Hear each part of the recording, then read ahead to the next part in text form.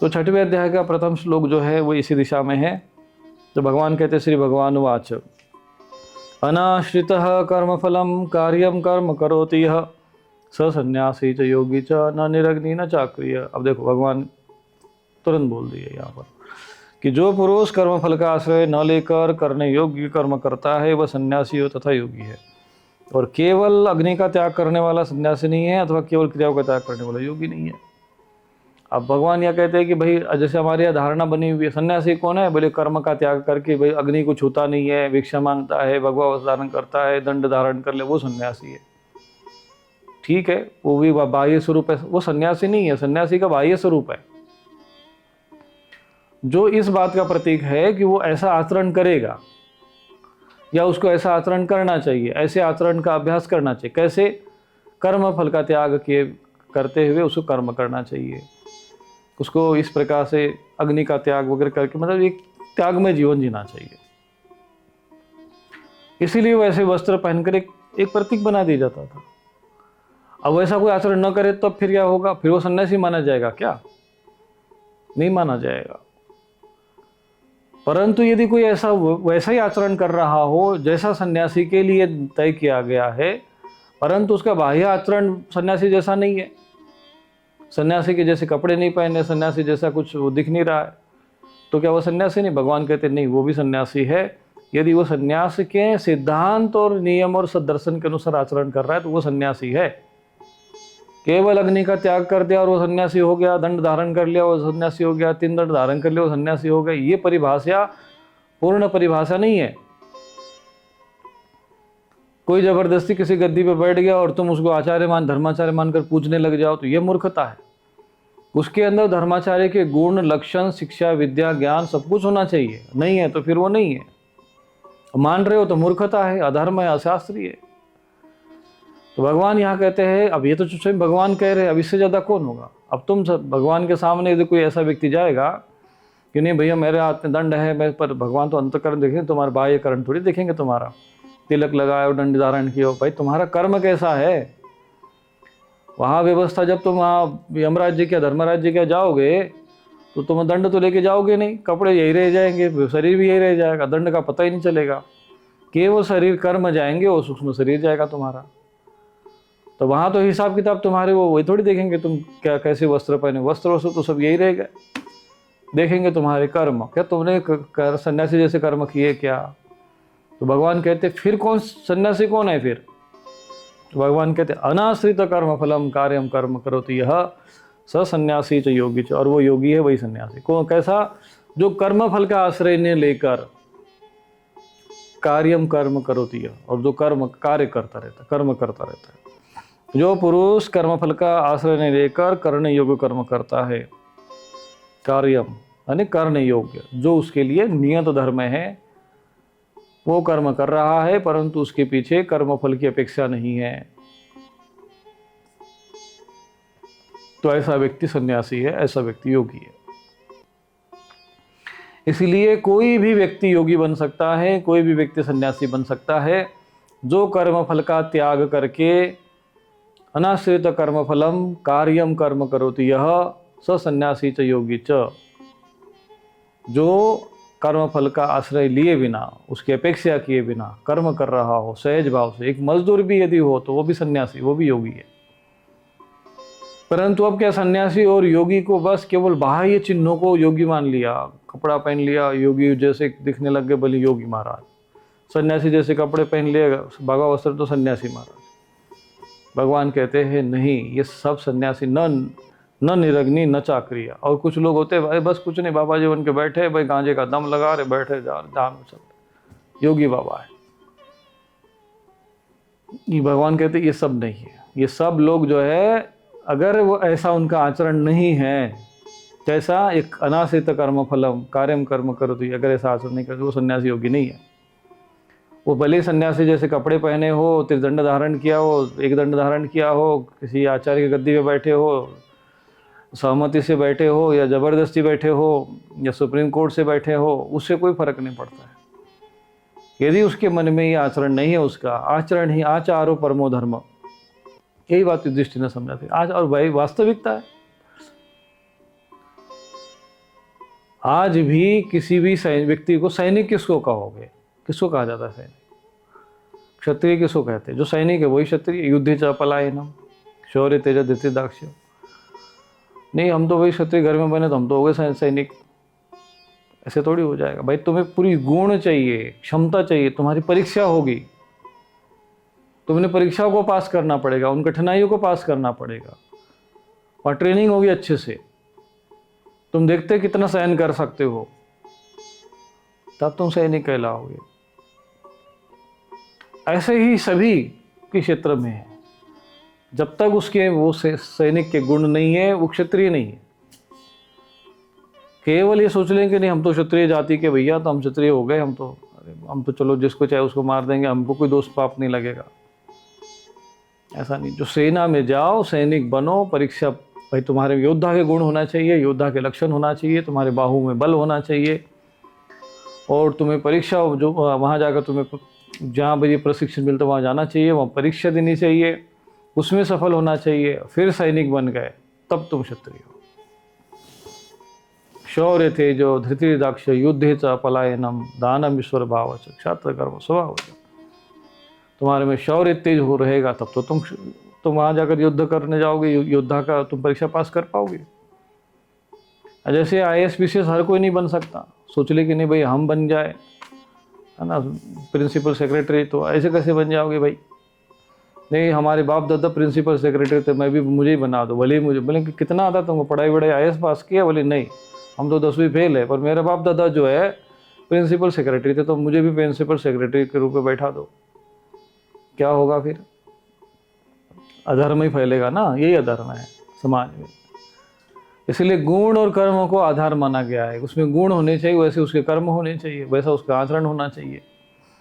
तो भगवान कहते हैं कि सन्यासी कौन है, योगी कौन है? तो योगी है जो कर्म फल का त्याग करके कोई अपेक्षा नहीं करता है, सहज भाव से कर्म करता है, और ये काम कर्म कोई भी कर सकता है।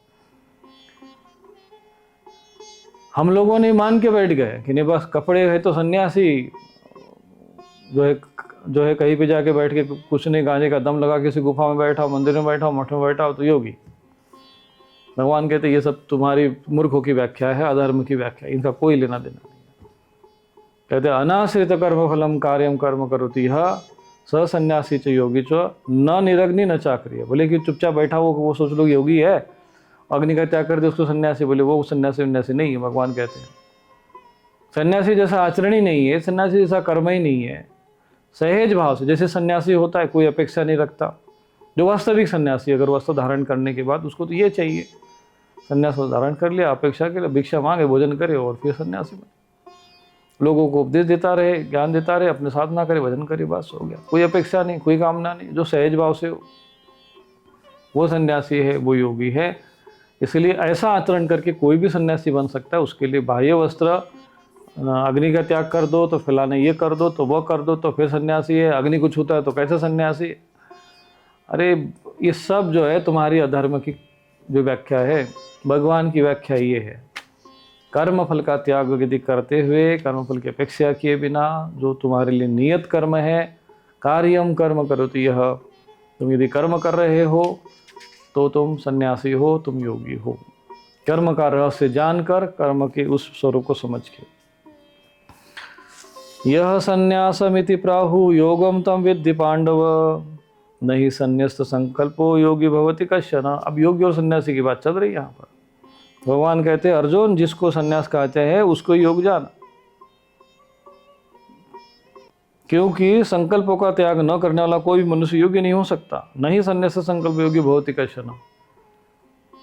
तो संकल्प जो है ना, ज्ञानाग्नि दग्ध है ना, यस्य सर्वे समारंभा काम संकल्प वर्जितः ज्ञानाग्नि दग्ध कर्माणम तमाहु पंडितम मुदा। यहाँ पर पंडित बात भी आ कि पंडित, योगी और सन्यासी तीनों एक शब्द, एक लाइन में आ गए। क्या कहते हैं कि यदि संकल्पों का त्याग नहीं करेगा, सांसारिक इच्छाएं, कामनाएं, वासनाएं और उसका सब का त्याग नहीं करेगा, तो फिर वो योगी भी नहीं हो सकता। उसको तो आत्मस्वरूप में आना पड़ेगा। और इसलिए सन्यासी और योगी में भेद नहीं। भगवान कहते हैं यह संन्यासमिति प्राहु योगम तम विद्धि पांडव। बोले जो इसको तुम सन्यास कहते हो ना, उसको योग भी जान, वही योग है। तो कर्म संन्यास और कर्म योग दो तो पहले विभिन्न चीजें बताई।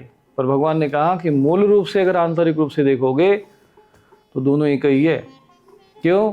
तो भगवान कहते हैं न ही संन्यस्त संकल्पो, जो संकल्प है, जो संकल्प है अर्थात जो भी इच्छाएं कामनाएं हैं उसका त्याग किए बिना योगी भवति न कश्चन, बोले कभी कोई योगी बन ही नहीं सकता। दोनों में भेद नहीं है। तो यहाँ पर किस बात का महत्व दिया जा रहा है? भगवान किसको महत्व दे रहे हैं? कर्म के त्याग को, निसंकल्प भाव, निष्काम भाव को महत्व दे रहे हैं। जिसमें निष्काम भाव है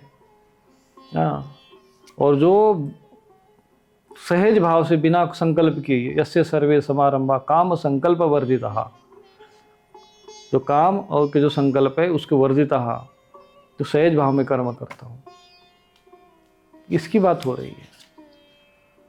और हम लोग कहाँ लटके पड़े हटके पड़े हैं, वो यही, अरे सन्यासी बाबा है तो योगी बाबा है तो फिर ये बाबा है, वो वहाँ जाके फंसे हुए हैं। असली जो भगवान का ज्ञान है वो तो समझने की तरफ ध्यान ही नहीं दे रहा है, कोई समझा भी नहीं रहा है। और हम इन्हीं लोगों को सन्यासी मान के बैठे हुए हैं। भाई कपड़ा पहन लिया, हो गए बाबा जी सन्यासी, भैया उनको प्रणाम करो।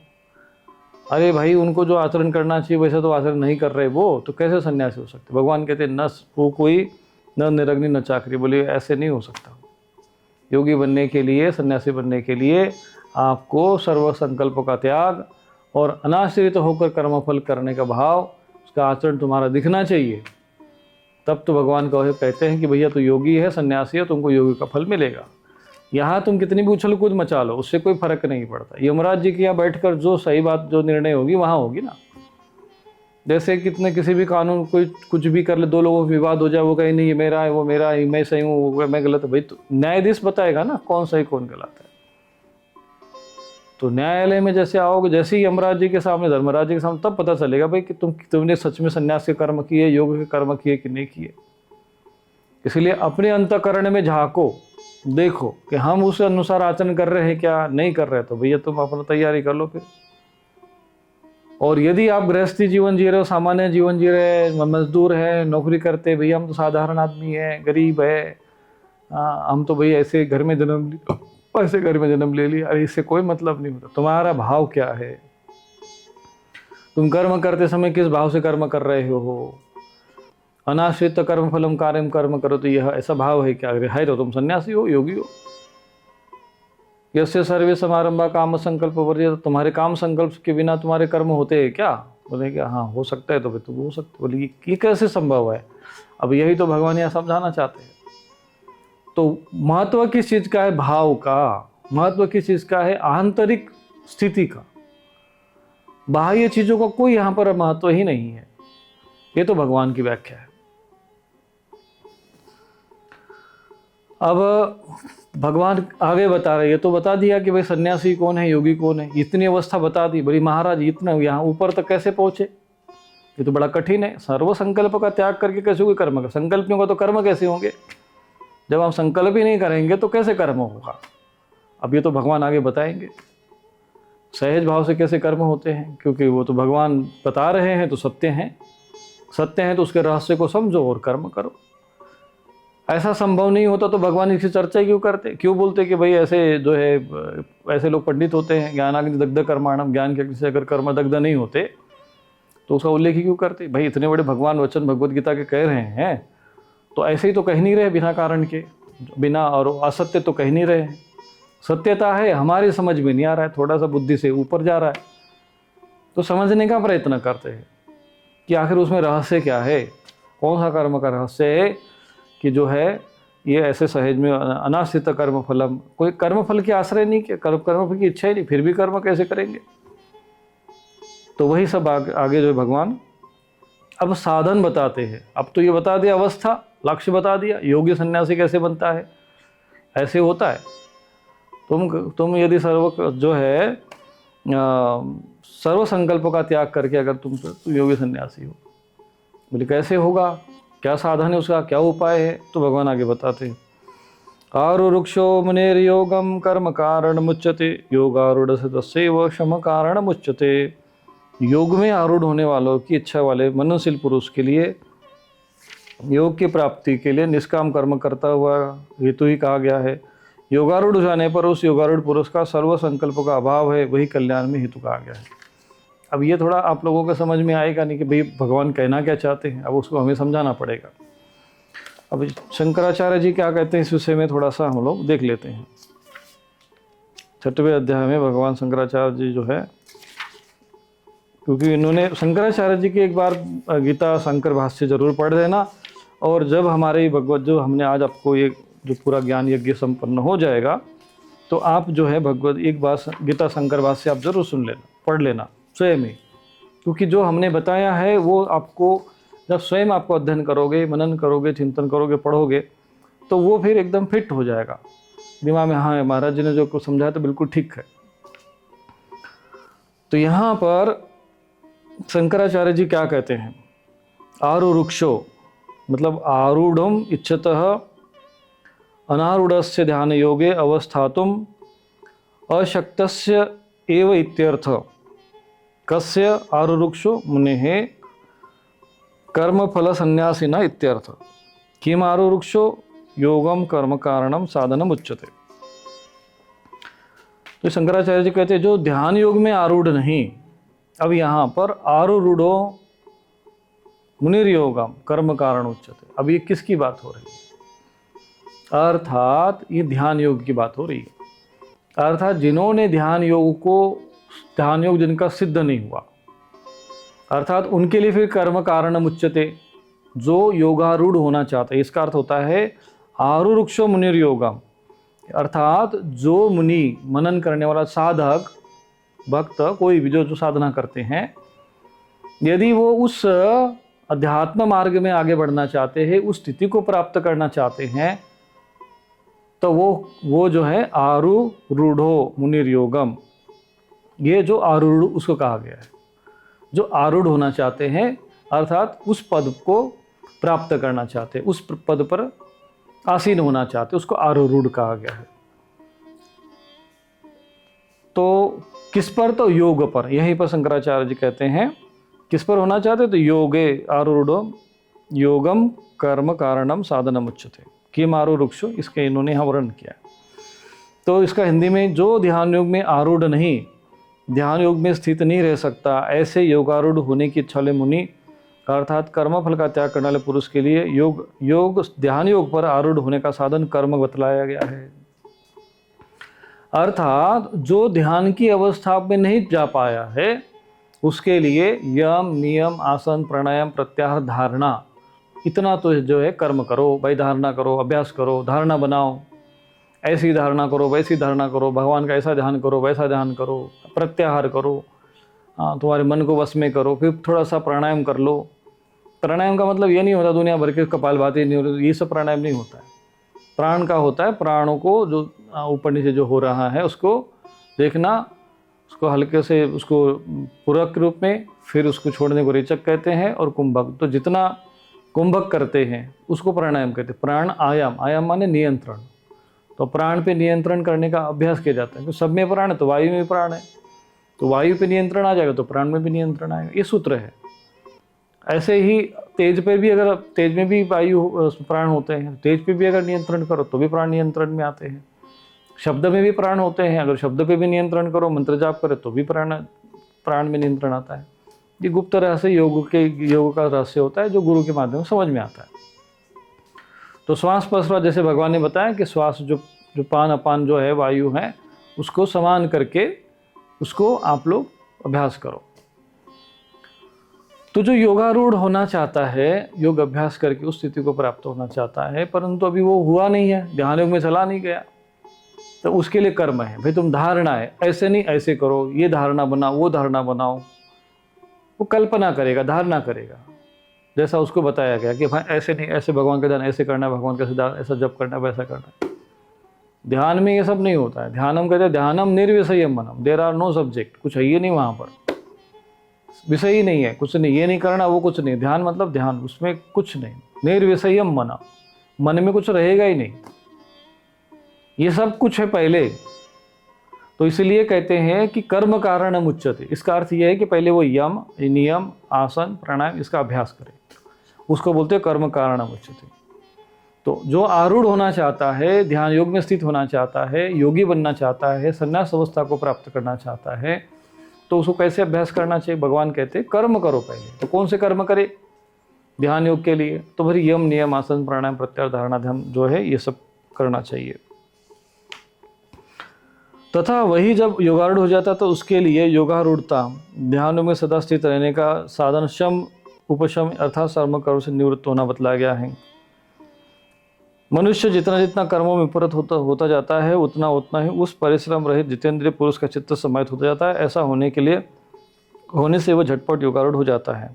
व्यास जी ने भी यही कहा है कि ब्राह्मण के लिए दूसरा ऐसा कोई धन नहीं जैसा कि एकता, समता, सत्यता, शील, स्थिति, अहिंसा, आर्जव और उन क्रियाओं को से उपराम होना है। महाभारत के शांति पर्व का यहाँ पे उत्तर उदाहरण देते हुए शंकराचार्य जी ने समझाया है कि ब्राह्मण के लिए जो वास्तविक धन क्या है, बोले कहते हैं कि एकता, सम्यता, शीलता, स्थिति, अहिंसा, आर्जव, ये जो गुण है यही उसका वास्तविक धन है। तो ये जो स्थिति जो योगारूढ़ होने के बाद उसको इस अवस्था में ये गुण उसको प्राप्त हो जाते हैं, यही उसका वास्तविक संपत्ति है। तो जो योगारूढ़ होना चाहता है तो उसको कर्म करना पड़ेगा। अब कर्म में सारे सेवा कर्म आ गए, आपके सांसारिक कर्म आ गए, आश्रम में रहते हो गुरु के, तो जो गुरु के आश्रम में सेवा कर्म करो, कर्म करते जाओ। अब कर्म करोगे तो कर्म करते समय कोई धीरे धीरे धीरे तुम्हारे अंदर निष्काम भावना आनी चाहिए, जिज्ञासा रहेगी आत्मा को जानने की, तो धीरे धीरे अभ्यास करोगे। यम नियम आसन प्राणायाम प्रत्याहार धारणा तक तुम अभ्यास करोगे, तब तुम ध्यान में अपने आप प्रवेश करोगे। नहीं महाराज हम तो सीधा मेडिटेशन कैंप में चले जाते हैं, वही से सीधा ध्यान शिविर से ध्यान सीख लेते हैं। तो भैया जो पतंजलि मुनि को जो इन्होंने इतना सारी व्यवस्था बना के गए हैं, वो क्या ऐसे ही बना के गए? ये आजकल के जितने भी बड़े जो आ गए ये ध्यान शिविर बना के, न उनको प्रत्याहार पता है, न प्राणायाम, न आसन, न यम, न नियम, और सीधा ध्यान शिविर लगा देते हैं। तो भैया के पतंजलि मुनि से भी श्रेष्ठ हो गए क्या? ध्यान योग में जाने के लिए तुम्हारा बेसिक चीज़ें जो है वो मजबूत होना चाहिए। सत्य, अहिंसा, अस्त्य, ब्रह्मचर्य, परिग्रह, यमहा, ये पहले तो तुम्हारे अंदर हो। तो इसका अभ्यास करो, कर्म करो, नियम बनाए गए हैं, आसन का अभ्यास करो। तो ये सारे अभ्यास की क्रिया हैं। जब अभ्यास करते करते करते ऐसी स्थिति आ जाएगी कि अपने आप तुम्हारा ध्यान लगने लग जाएगा, तब तुम योगारूढ़ कहलाओगे। और जब योगारूढ़ हो जाता है तब उनके लिए शम कारण उच्चते। तो शम जो दम आदि जो ये क्रिया उपशम आदि होना, यानी अर्थात उसका त्याग करना, सांसारिकता से फिर हट जाओ, वो संन्यास अवस्था में, उसके लिए वो संन्यास अवस्था है। अब वो कोई व्यक्ति क्या होता है, सन्यासी बनना है, महाराज बनना है, बाबा जी बनना है, हाँ भाई ठीक है बन जाओ भाई, मुंडन कर दिया, कपड़ा पहना दिया, नाम दे दिया, हो गया सन्यासी, बैठा दिया, बोले कि आचार्य गद्दी बैठे, हो गए पूजन। अरे भाई तुमने ये अभ्यास किया क्या, यम नियम आसन प्राणायाम प्रत्याहार? बोले कुछ नहीं, वो तो कुछ किया नहीं। तो भैया तुम सन्यासी नहीं हो, बस केवल कपड़ा बाहर से पहन लिया, योगी नहीं हो। तुम योगी बनने के लिए उस अवस्था से, क्रियाओं से गुजरना पड़ेगा, उस अभ्यास और स्थिति को प्राप्त करना पड़ेगा। तो फिर उनके लिए शम कारण हो जाता। अगर ये ध्यान अवस्था में चले गए, ऐसी स्थिति को प्राप्त हो गए कि अब आपके जो है स्वतः ही ध्यान लगने लग गया, ध्यान अवस्था में जाने लग गए, फिर बाह्य कर्म आपसे कम होने लगेंगे, आप नहीं कर पाओगे फिर वो सब चीज़ें जो होना चाहिए। तब फिर ऐसे लोगों के लिए संन्यास है कि भाई छोड़ो अभी सब त्यागो और अपना ध्यान बस संन्यास आश्रम में चले जाओ और शांति से भजन करो, एक समय भोजन करो, शायद भिक्षा। इसीलिए ऐसे लोगों के लिए भोजन बनाना, ये करना, वो करना, ये सब चीज़ों से, क्रियाकलापों से मुक्त कर दिया गया कि भाई ऐसे व्यक्ति का तुम जो है भिक्षा पात्र कैसे मिल गया, बस शरीर को जीने के लिए जितना 2-4 रोटी मिल गया बहुत हो गया, बस बाकी से अपना ध्यान में लगा रहे। तो वो उस अवस्था में पहुंचे उस व्यक्ति के लिए, और वो सन्यासी माना गया है, वो हंस अवस्था में माना गया है।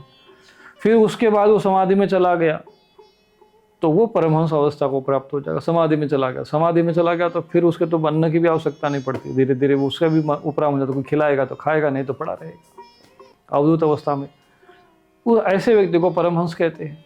अब तो बस ये दंड बना दिया, गुरु जी ने मंत्र दे दिया, दीक्षा दे दिया, बोले दंडी सन्यासी, कुछ दिन दंड इधर उधर लेके घूमे, फिर उसके बाद त्याग दिया, बोले कि परमहंस हो गए, नाम लगा दिया परमहंस फलाने फलाने महाराज। तो ये सब क्या है? ये सब अपने साथ, समाज के साथ, धर्म के साथ छल है। जब तक आप ऐसा आचरण नहीं करोगे, पालन नहीं करोगे, उस स्थिति को प्राप्त नहीं हो जाओगे, तब तक आप जो है वो सन्यास वही आप जो है न निरग्नि न चाक्रिय, और केवल आप चुपचाप बैठे रह जाओगे और कुछ करोगे नहीं, सोच रहे हो योगी बन गया, सिद्ध महापुरुष बन गया। बोले ऐसा नहीं, तुम जाके तमस आ जाएगा, खाने पीने को आश्रम में मिल ही रहा है, मठ में दोनों टाइम का, और बढ़िया भोजन मिल रहा है, मास्टर से पड़े रहते हैं आराम से पशु की तरह। बोले अगले जन्म में तुम तैयारी कर रहे हो कि पशु बनना है, और कुछ नहीं व्यवस्था, क्योंकि तामसी जीवन आएगा, तमस आएगा, कर्म कर नहीं रहे। भगवान कहते कर्म करेगा, अनाश्रित कर्म फलम कार्यम कर्म करोति, कर्म करेगा, वो आलसी नहीं बैठा रहेगा, तामसी नहीं बैठा रहेगा, परंतु केवल कर्म फल का आश्रय नहीं लेगा, बस इतना ही करेगा। अपने लिए नहीं करेगा, समाज के लिए, परिवार के लिए, दुनियादारी जगत के लिए, संसार के लिए, सबके लिए करेगा। अपने ज़्यादा उसके कर्म फल के पीछे कोई अपेक्षा नहीं करेगा, कोई कामना नहीं करेगा, सर्वभूत हिते रता भाव रहेगा। नहीं महाराज अब तो हम तो बन गए साधु महाराज, अब योगी बन गए, बैठो मठ पे गद्दी का आसन मिल गया, बस लोग आ रहे, माथा टेक रहे, पूछ रहे हैं, वे आशीर्वाद दे जाओगे, अगले जन्म की तैयारी है भैया तुम्हारी, सोच लो कहाँ जाओगे। तो बाहर से आप यदि आचरण वैसा नहीं, बाहर से और अंदर से दोनों का बराबर साम्यता होनी चाहिए। मान लो किसी के नहीं बाहर का कोई आवरण नहीं और फिर अंदर से वैसा है, तो फिर वो सन्यासी है, फिर योगी है, क्योंकि बाह्य जो आवरण है वो तो केवल गौण है, व्यवहारिकता के लिए। परंतु अगर बाहर और भीतर दोनों है तो फिर तो भैया उत्तम बात है। तो पहले अभ्यास करो। भगवान कहते आरुरुक्ष मुनिर्योगम कर्म कारणम उच्यते। पहले घर में रहो, परिवार में रहो, संसार में रहो, फिर जैसा मैंने बताया कि भाई 3-4 घंटे का अभ्यास करो। धीरे धीरे अभ्यास करते करते करते ऐसी जब स्थिति बन जाएगी, ध्यान की अवस्था बनेगी, स्थिति बनेगी, तो आप फिर छोड़ दो। हमारे साथ भी ऐसे हुआ, जब हम शुरू में घर में रहते थे, साधना करते थे, बचपन से ही संस्कार था अध्यात्म की तरफ, घर में बैठते थे, फिर सब योग और अभ्यास और 2-2 3-3 घंटे बैठ के ओम का जाप करते थे। अब हमें तो उस समय कुछ ज़्यादा ज्ञान था नहीं, पर खूब जप करने लगे, खूब ओम करने लग गए, तो ऐसी स्थिति हो गई कि फिर हमारा मन संसार से ऑटोमेटिकली विरक्त हो गया। पूर्व जन्म के संस्कार भी थे, शरीर का प्रारब्ध भी वही था, तो सब प्रकृति उसी दिशा में खींचती गई। फिर ऐसा लगा कि नहीं भाई, अब हम ऐसी स्थिति को प्राप्त हो गई कि अब हम संसार में नहीं रह पाएंगे, सांसारिक क्रियाकलाप हमसे नहीं सहन होगा, क्योंकि उसके बिना हम रह नहीं सकते थे, दोनों में एक चुनाव करना है। तो फिर वो भारी पड़ रहा था, नहीं पहले इसको पूरा करते, विदाई दुनियादारी तो ही है। तो प्रारब्ध संस्कार भी उधर ही थे, पूर्व जन्म का संस्कार भी था, तो फिर निकल गए। तो उसका लाभ यह हुआ कि हम अपना साधन भी ठीक ठाक कर लिए, घर वालों को भी परेशानी नहीं हुई, हमें भी ठीक, इस तरह से होता। तो पहले अब चूंकि पूर्व जन्म का संस्कार था इसलिए निकल गए, पर जिनका संस्कार है नहीं सीधे ही निकल गए घर से। अरे महाराज जी ने बताया संन्यास लेना है, कई लोग अभी मैसेज करते रहते, गुरुजी हमको संन्यास लेना है, साधु बनना ही है। मैं बता दे, उनको पहले जन्म कुंडली चेक करता हूँ, संस्कार है क्या, प्रारब्ध है क्या। फिर उनको कहते पहले ठीक है, पहले आश्रम आओ, पहले कुछ दिन रखो, फिर उनके साथ व्यवहार देखते हैं, आचरण देखते हैं, योग्यता है क्या, पात्रता है क्या। नहीं है तो देखता है कि पात्रता नहीं, तो बोले भैया भाई घर जाओ, अपने आराम करो। अब उनको बुरा लगता है, अरे हम तो गए थे साधु बनने के लिए, महाराज बनने के लिए, स्वामी जी ने जो है हमको घर भगा दिया। अरे भाई तुम घर के लायक ही हो, अभी तुम यहाँ के नहीं योग्य लायक हो, यहाँ की परिस्थिति के लायक नहीं हो। जिस दिन बन जाओगे तो अपने आप परिस्थितियाँ बनेगी, संयोग बनेगा, आ जाओगे। तो जो जिस संस्कार और प्रकृति का होता है, प्रारब्ध होता है, वो उस दिशा में जाता है। इस तरीके से ये अभ्यास आपको करना चाहिए।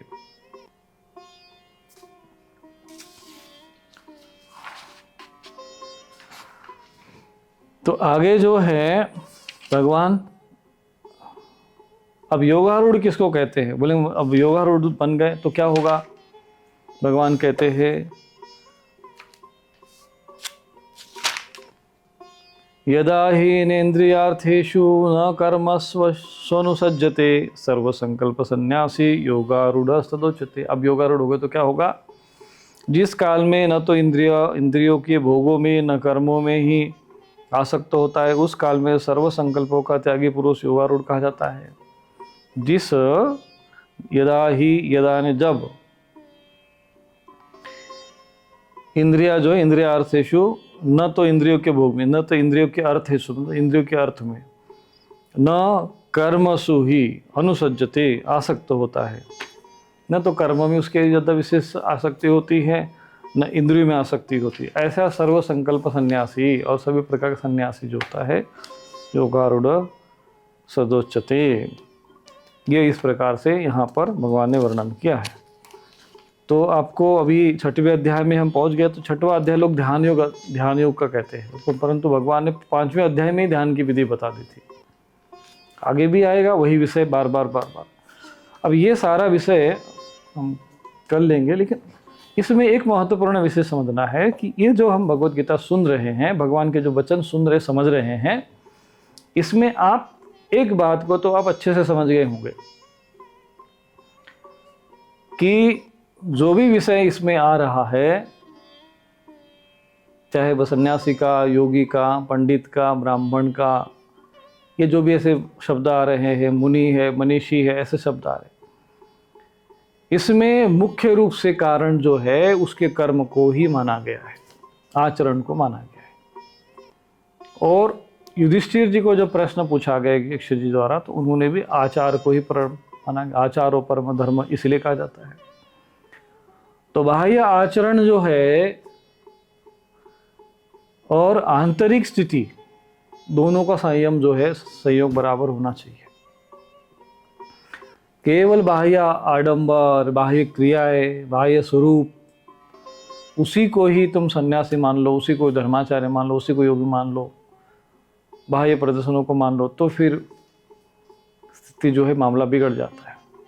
और यही कारण है कि फिर जैसे सभी बहने वाली नदियाँ गंगा जी नहीं होती है, अरे नहीं तो वो तो बह रही है भैया, स्वच्छ जल है तो गंगा जी हो गया क्या? नहीं, सभी को गंगा जी नहीं हो सकती। उसमें गंगा जी के गुण और तत्व होने चाहिए। गंगा जल में एक अलग विशेषता होती। तो जब तक उसमें गुण और उसके जो कर्म है, जो धारा प्रवाह है, वो नहीं रहेगा तो कैसे होगा? इसलिए चारों वर्णों का भी वर्णन करते समय भगवान ने कहा कि चारों वर्ण मया श्रेष्ठम गुण कर्म भाग से। तो गुण, सतोगुण, रजोगुण, तमोगुण के आधार पर वो तय होता है। उनमें विशेषता होनी चाहिए। आंतरिक रूप से बाह्य चीज़, बाह्य आवरण और आंतरिक आवरण दोनों के बीच में अगर समानता है तो ठीक है। परंतु बाह्य आवरण केवल धारण कर ले और आंतरिक रूप से बिल्कुल एकदम खोखले, तो भैया ये कपट है, ये तो अधर्म है। मान लो कि किसी ने बाह्य आवरण नहीं लिया और आंतरिक रूप से यदि वो उस स्थिति में को प्राप्त हो गया, उस अवस्था को प्राप्त हो गया, या उस प्रकार का अभ्यास कर रहा है, कोई गृहस्थ व्यक्ति ही मान लीजिए नौकरी भी कर रहा है, शर्ट पैंट पहना हुआ है, समय दे रहा है, यज्ञ कर रहा है, भाई अनुष्ठान कर रहा है, साधना कर रहा है, ध्यान योग का अभ्यास कर रहा है, बाहर से नहीं कुछ कपड़े पहना है उसने, पर यदि उसने यथार्थ में अगर अभ्यास करते हुए अगर वो उस स्थिति को प्राप्त हो गया हो, ध्यान में उन्नत हो गया हो, योग अवस्था के निकट में चला गया हो, तब क्या करेंगे भाई? उसको क्या मानोगे? उसको योगी नहीं मानोगे, उसको ब्राह्मण नहीं मानोगे, उसको सन्यासी नहीं मानोगे, उसको मुनि नहीं मानोगे, उसको मनुष्य नहीं मानोगे। आंतरिक रूप से यदि है तो बाहर से मान लीजिए कोई सोना है, सोने के ऊपर किसी ने अगर कुछ पॉलिश मार दिया, दूसरे कलर का पॉलिश मार दिया, तब भी वो सोना तो अंदर से सोना अगर है तो उसकी कीमत रहेगी कि नहीं रहेगी? महत्व तो सोने का रहेगा ना भाई। ऊपर से पॉलिश मार भी दिया कि नहीं सोने का नहीं है, अंदर से तो, पर अंदर से तो सोना है ना, वो अंदर से तो सुवर्ण है। तो जब वो किसी स्वर्णकार के पास जाएगा तो वो उसको घिसेगा, दे अरे ये तो अंदर से भी सोना है भैया, तो हाँ वो सोना है। बाह्य आवरण का कोई महत्व, उतना महत्व नहीं है। यदि आंतरिक रूप से बाहर से दोनों से दिख रहा है तो ठीक ही है, पर अंदर से भी तो होना चाहिए ना, भीतर से भी तो होना चाहिए। और पता चला कि किसी वस्तु के ऊपर, किसी जैसे मान लो तांबा है, चांदी है, या कुछ लोहा है, कोई कांसा है, पीतल है, उसके ऊपर किसी ने सोने का पॉलिश कर दिया, एकदम सोने जैसा प्योर दिख रहा है। अब तुम बेचने जाओगे तो सोने के भाव में जाएगा क्या? नहीं जाएगा। तो भगवान का जो मूल उद्देश्य जो है और समाज में धर्म यही है, वास्तव में यही चीज़ समझना है। परंतु हमने ये जो पिछले कई वर्षों से हमारे सनातन धर्म के साथ बहुत बड़े जब आक्रमण हुए, तो छल चीज़ें जो है कलयुग के प्रभाव के कारण छल पूर्वक चीज़ें समाज के सामने बहुत आई। पिछले कई दिनों से, कई वर्षों से आप सुन रहे होंगे चैनल के माध्यम से, हमने इन सब चीज़ों पे आक्रमण कर दिया कि भाई ये सब छल है, कपट है, ये सब चीज़ें नहीं है। समाज में थोड़ी बहुत जागृति भी आ गई, कुछ समझ गए, मान के आ गए समझ में। तो ये आवश्यक है, क्योंकि हमें वास्तविक धर्म यदि तभी समझ में, नहीं तो हम तो छल कपट में उलझ जाएंगे ना। अब हनुमान जी भी जो है कालनेमी से दीक्षा लेने पहुंच गए थे, वो भी जा रहे थे उसमें ना कुंड में नहाने पहुंच गए थे कि नहीं भैया इनसे हमने दीक्षा लेनी है। तो कहने का तात्पर्य ये है कि जब वास्तविकता भी तो पता होना चाहिए ना, आंतरिक बाह्य दोनों से ना, बाहर बार राम राम करो दो कपड़ा पहनने से नहीं होता। इसलिए योग, अभ्यास, साधना, ये सब चीज़ें जो है केवल बाह्य आवरण और आचरण से अध्यात्म जो है केवल उससे से कार्य नहीं बनता है। वहाँ वैसा वातावरण, अनुभूतियाँ हो तब समझ में आ जाए। कई लोग नए नए साधक आते हैं तो कहते उनको भी समझ में, हम कहते मना करते भाई अभी सब चीज़ों में अभी तुम परिस्थिति नहीं, तुम्हारे मन के नहीं हमको करना ही कि समझ आना है। और फिर बाद में जब इसमें आते हैं तो फिर उठ के भाग जाते हैं। शरीर, मन, बुद्धि स्थिति को तैयार नहीं रहती। इसलिए हम पहले कभी भी किसी को भी हम साधु या सन्यासी बनना हो, कुछ साधना करना हो, तो हम एकदम किसी ने सोच नहीं करने का इच्छा है और पहुंच गया महाराज जी हमको बताए, तो हम ऐसा नहीं करते हैं।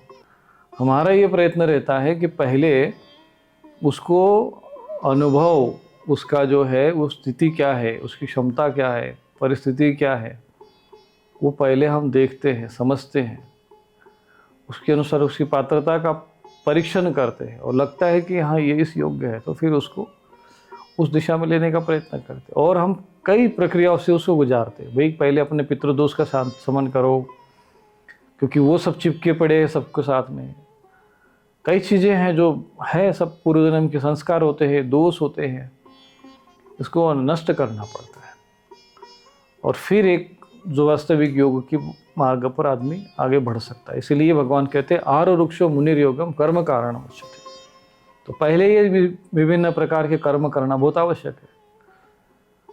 पंचमाय के करना, ये अन्य करना, ये करो वो करो। कुछ लोग बोलते महाराज अब ये सब करना है तो फिर कैसे होगा, पहले कर्म ये क्यों कर रहे फिर हम। अर्जुन ने भी जो पूछा ना कि भाई मुझे क्यों ये सब कर्म करवा रहे जब ज्ञान ही सब कुछ है, तो क्योंकि उसमें जो तुम्हारे संस्कार है, प्रारब्ध है, जो दोष है, उसका निवारण पहले बहुत आवश्यक है। और जो तुम पात्र नहीं रहोगे, योग्यता नहीं तुम्हारे अंदर नहीं होगी, और तुमको लगता है कि नहीं हमारे में तो योग्यता है, पात्रता तो हम तो स्वयं कंप्लीट है। भाई जब तक कोई गुरु या आचार्य जो तुम्हें ज्ञान देना चाहते हैं उनकी दृष्टि में है क्या, शास्त्र की दृष्टि से तुम योग्य हो क्या, कि तुम अपने ही मान लिए कि हम योग्य है। एक साधारण सी भी अगर हम विद्यालय में, भौतिक जगत में भी अगर किसी विद्यालय में, किसी यूनिवर्सिटी में अगर हम प्रवेश लेना चाहते हैं तो उसको भी कहते हैं कि भाई हम बताना पड़ता है भाई हम योग्य है आपके विद्यालय में भाग लेने के लिए, परीक्षा से गुजरना पड़ता है, टेस्ट देना पड़ता है।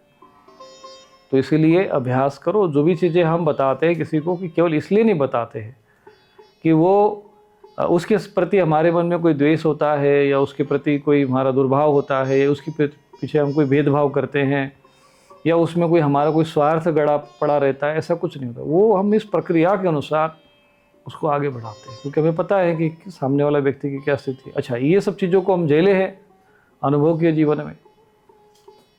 जब हम देखा कि पितृदोष तो होता है, हमें भी वो चीज़ों का प्रभाव हमारे भी जीवन में अनुभव करते थे। बाद में हमें भी समझ में आया कि नहीं भाई इसका शमन करना आवश्यक है, और किया तो उसके सुपरिणाम हमको दिखाई दिए। अंतक्रियाएँ होती है, तांत्रिक क्रिया होती है, कई सब अंगाली बंगाली घूम रहे हमारे देश में। तो बहुत ज़्यादा से सनातन जो सूक्ष्म जगत में भी जो है बहुत दूषण फैला हुआ है।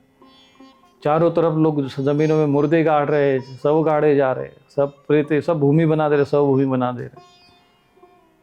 तो उससे भी तो जो है आसपास में वो सब, जब उनका संस्कार ढंग से हुआ नहीं तो प्रेत उन्हीं में घूम रहे। तो इसको शुद्धिकरण करना भी आवश्यक होता है, वो यज्ञ के माध्यम से वो होता रहता है। तो ज्ञानी महापुरुष, धर्मात्मा जो वास्तविक चीज़ को समझते हैं, अध्यात्म को समझते हैं, जीते हैं वैसा जीवन, वो समझते हुए, आचरण करते हुए वो आपको जो एक मार्ग प्रशस्त करते हैं। तो हमारा ये कर्तव्य होना चाहिए कि जैसा वो मार्गदर्शन करे, जैसा आचरण करे। अगर दोनों में दो शिष्य हमारे पास आते, दोनों के साथ यदि भिन्नता का व्यवहार होता है तो कुछ तो कारण होगा ना। बिना कारण के कोई कैसे भेद कर दे। अगर तुम्हारे मन में आ रहा है कि नहीं मैं तो सांसारिक, तुम यहाँ पर भी वही बातें सांसारिकता के लेकर आओगे तो फिर तो गंगा जी के किनारे रहकर भी तुम प्यासे रह जाओगे। इसीलिए जब शरणागत होते, समर्पण होते हैं, तो जो आपके हित में है, जो कल्याणकारी है, उसको स्वीकार करना चाहिए और आगे बढ़ना चाहिए।